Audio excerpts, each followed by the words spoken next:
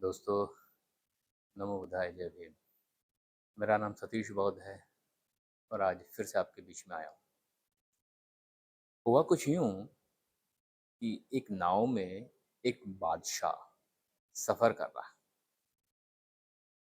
अब उसका एक बहुत प्यारा कुत्ता था जिसे वो साथ में लेकर के यात्रा कर रहा है। उसी नाव में एक दार्शनिक भी बैठा हुआ है, बड़ा बुद्धिजीवी है, समझदार आदमी है, वो भी बैठा हुआ है। बाकी और भी यात्री थे। अब साहब वो जो कुत्ता था, वो कुत्ता बहुत उछल कूद कर रहा था, भौंकता था, कभी किसी पे भौंकता था, कभी किसी पे भौंकता था।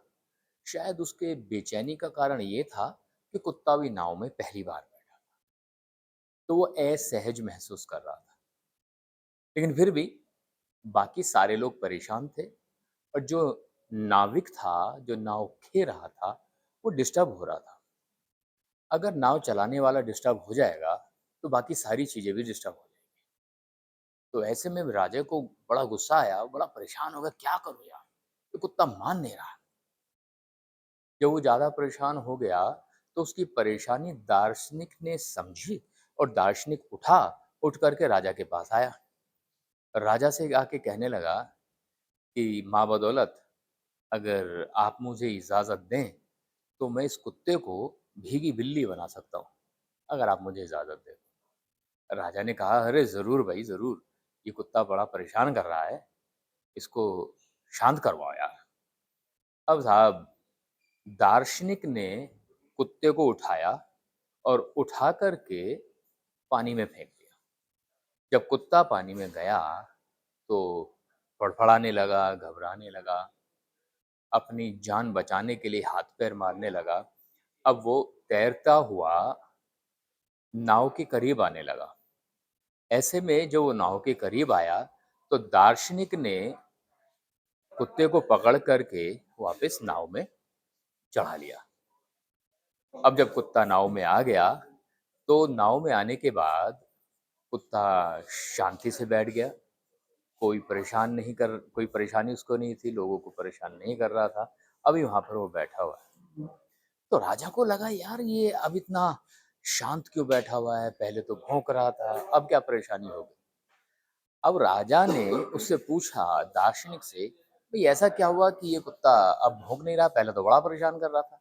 तो दार्शनिक ने उसे समझाया कि माँ बदौलत, ये जो कुत्ता है, कुत्ते को एहसास नहीं था कि पानी कितना ताकतवर है और नाव की उपयोगिता क्या है। जब मैंने उसे पानी में फेंक दिया, तो उसे पानी की ताकत का एहसास हुआ और उस नाव की उपयोगिता के बारे में पता चला।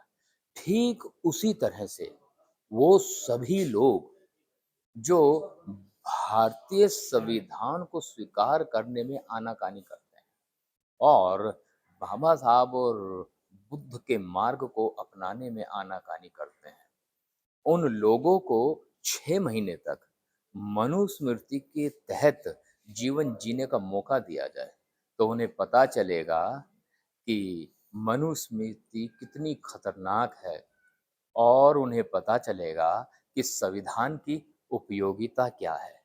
तो मित्रों, मैं समझ पा रहा हूँ कि आप ज़रूर इस कहानी का सार समझे होंगे। ये उन सभी लोगों के लिए है जिन्होंने बाबा साहब के द्वारा दिए गए आरक्षण का तो लाभ उठाया, जिन्होंने बाबा साहब के संविधान को में मिले हुए अधिकारों का तो लाभ उठाया, लेकिन उनके घरों में कभी भी बाबा साहब अम्बेडकर को लेकर या भगवान बुद्ध को लेकर या बहुजन विचारधारा को लेकर के उनके अंदर भावनाएं पैदा नहीं होती। वो अपने आप को जातिवादी पिछलग्गू मान करके बैठे हुए हैं और जातिवादी बन करके बैठे हुए हैं। ऐसे लोगों को मनुस्मृति का एहसास होना चाहिए, पता चलेगा कि संविधान की उपयोगिता क्या है। खैर, मैं उम्मीद करता हूँ मैं अपनी बात आप तक पहुँचा पाया। इन्हीं शब्दों के साथ मैं सतीश बौद्ध आप सभी से विदा लेता हूँ। ज़िंदगी ने दोबारा मौका दिया तो फिर से आपके बीच में आऊँगा। तब तक के लिए जय भीम।